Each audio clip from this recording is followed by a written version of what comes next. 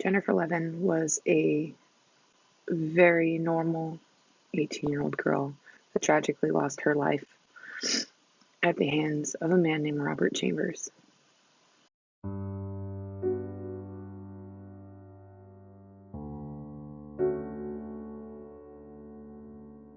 Hey everybody, what's up? Welcome back. If you're new here, I'm Liz, and today we're going to talk about the death of Jennifer Levin at the hands of Robert Emmett Chambers Jr. Now, her body was discovered in the early mornings of August 26th of 1986, and this was by a bicyclist that found her half-naked corpse at about 6:15 a.m. And her body was located in Central Park near 5th Avenue and 83rd Street. This was behind the Metropolitan Museum of Art. Her body was laying twisted by a tree. Her bra and her shirt were pulled up. Her body and face was there was bite marks, there was scratches, she was covered. And she also had very distinctive marks on her neck, deep red marks. Her left eye was very swollen and her fingernails were bruised.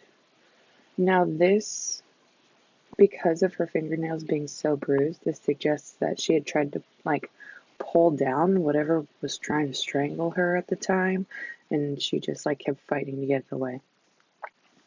Now, apparently Robert Chambers hid as he watched the police survey the scene, and they ended up finding her underwear.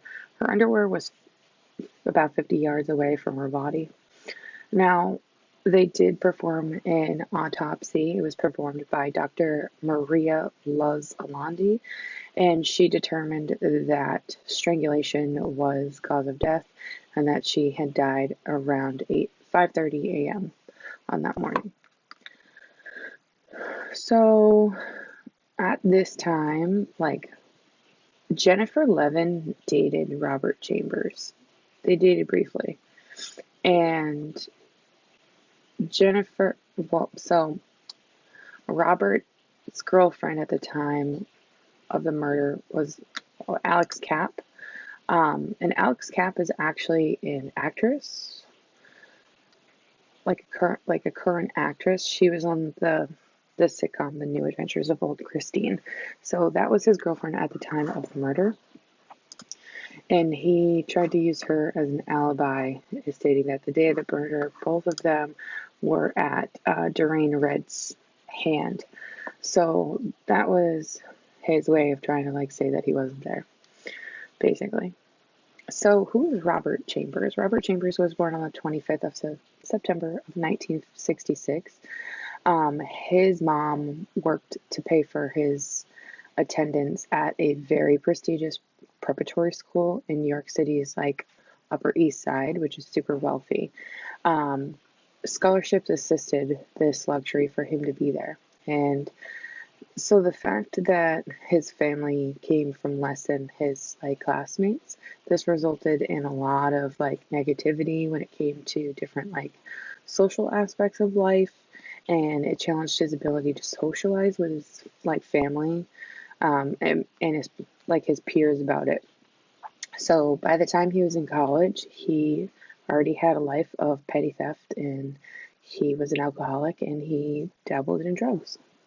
So Robert was accepted to Boston University, where after he completed one semester, he left. And he left because he had extreme difficulties, one in which involved a stolen credit card, and subsequently he committed other petty thefts and burglaries, and this is all in connection with his drug and alcohol abuse. So he was also unable to hold a job, and he was issued a summons for disorderly conduct one night, and this was after he left Doreen's Red Hand, which is a bar that's located at 300 East 84th Street in Manhattan. And Robert destroyed the summons that the police, as the police left the scene, and yelled, "You fucking cowards," at them. After several of the Doreen's patrons were questioned by police, they told the police that they saw Jennifer Levin leave with a young man named Robert Chambers. Now, when police went to his house upon arrival, they saw that he had a set of deep scratches on both sides of his face, which he blamed on his cat. But cats won't make that big of scratches on your face. So he also admitted that Levin and him separated after leaving the bar, with her going to buy some cigarettes. Now, as he was her previous boyfriend, police apprehended him and took him down to be interrogated. And they knew she wasn't a smoker, and he claimed that she died during an aggressive sexual encounter in the park. So while they booked him, he was permitted to see his dad, to whom he said, "That fucking bitch, why didn't she leave me alone?" Again, may I state that when you're in a interrogation room, there's cameras everywhere, so you're still going to be on camera. So there,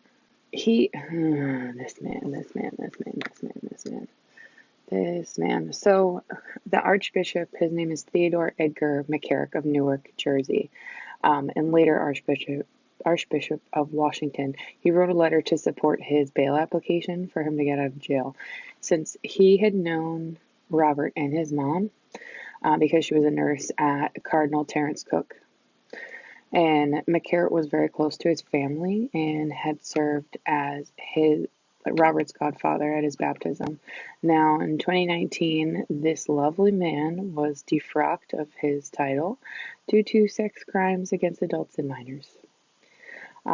So Robert had secured bail because of this and through his family and the owner of the bar, Jack Durain, who put up his townhouse as collateral for a bail bond. So Robert ended up getting charged with 2 counts of second-degree murder, and his defense was that Jennifer's death had occurred during rough sex. And he was defended by his attorney, Jack Littman, who had previously used the insanity in defense on behalf of Richard Herron in the murder of Bonnie Garland. So Littman claimed that Jennifer was very promiscuous and said that she had a sex diary, kind of like a black book, and that her sexual history was admissible evidence. And this prompted headlines of newspapers and things like that.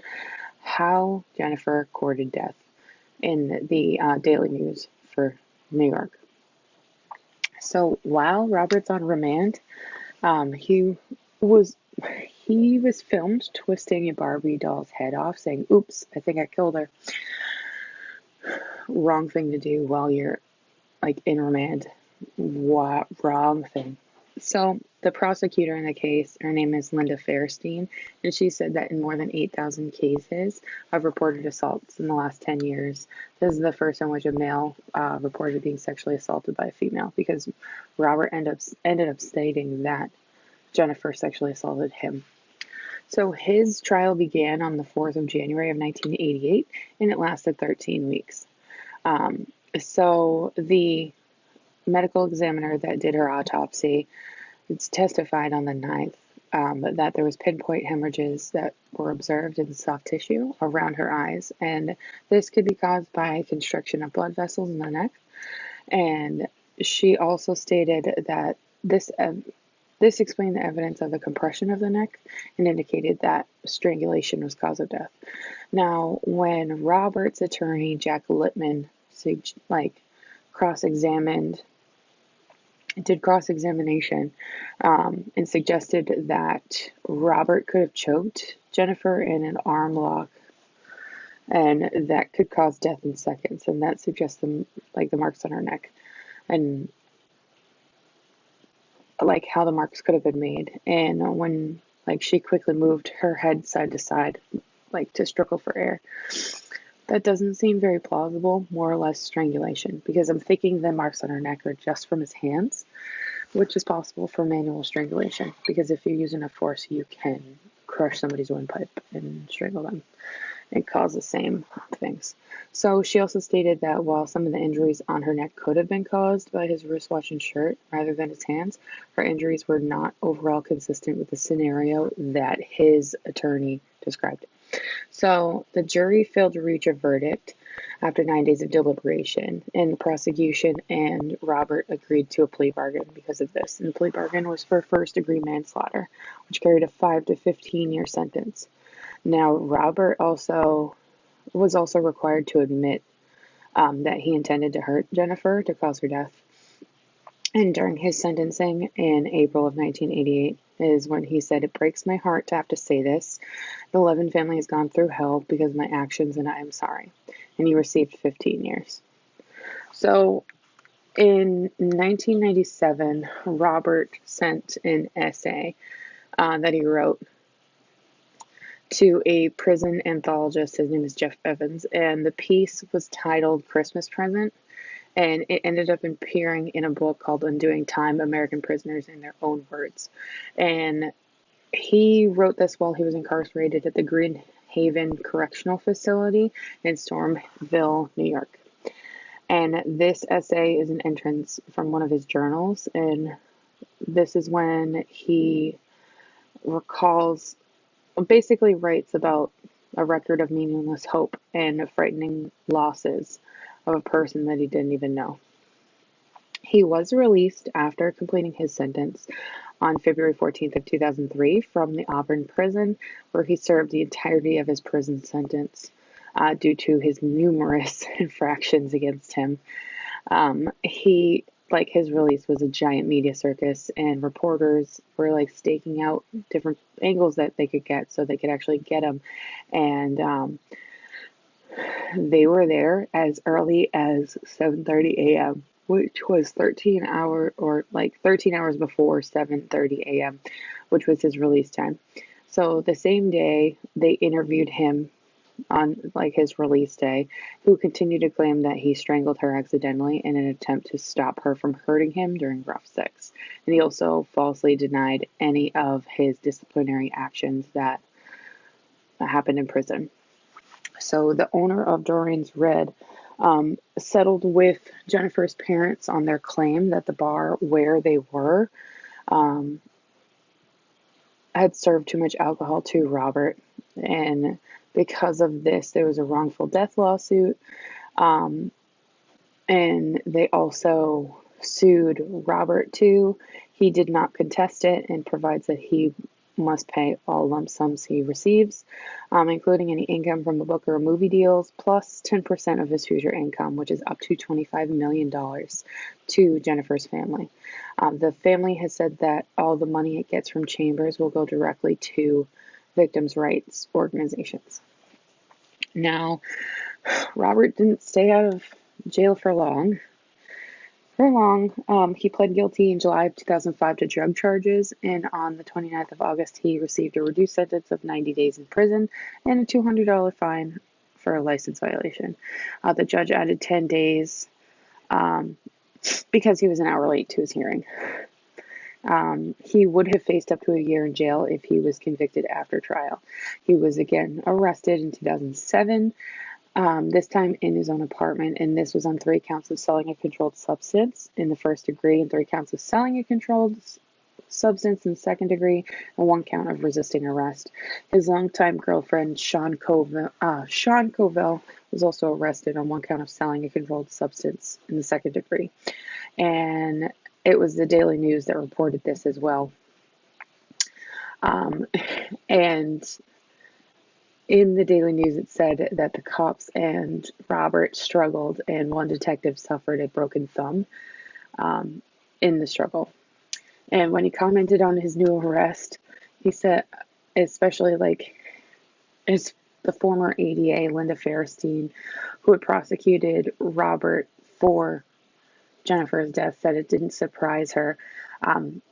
She always believed that his problem with drugs and alcohol would get him in trouble again, and he's had an opportunity to detox and take college courses and straighten out his life, but clearly it wasn't an interest, and he's learned nothing in the last 20 years. So apparently him and his girlfriend were running coke through their apartment, a giant coke operation, and they had previously been given notices for not paying rent, and their phone had been disconnected. He appeared in court in December of that year. It was reported during this that he became an addict at the age of 14 and was by 2007 using 10 to 12 bags of heroin a day.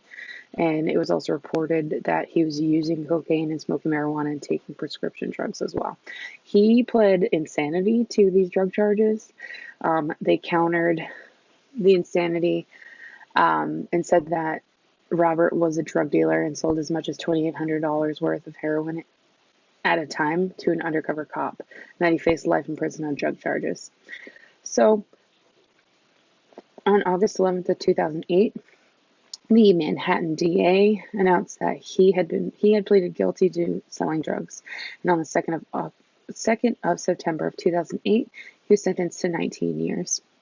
As of July 2021, he is in Shawangunk Correctional Facility in New York, and his earliest release date for prison is January 25th of 2024. His latest is October 15th of 2026.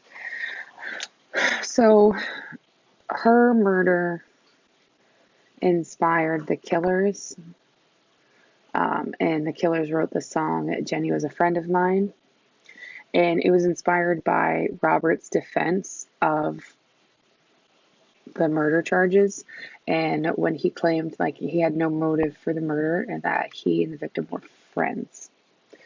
Hence why Jenny was a friend of mine. This case was the basis of a TV movie called The Preppie Murder that had Billy Baldwin as Robert Chambers and Lara Flynn Boyle as Jennifer Levin. They've used this as a basis of many different shows: Law and Order, Criminal Intent. In the novel American Psycho, Patrick Bateman mentions trying to start a defense fund for Robert Chambers in the movie. And Patrick Bateman is a wealthy preppy serial killer. Yeah. So AMC also aired a 5-part miniseries called The Preppie Murder, Death in Central Park in 2019. So that, my friends, is the death of Jennifer Levin. I hope you learned something from this, that not everybody is as they seem. And I'll see you guys tomorrow in another video. Bye, guys.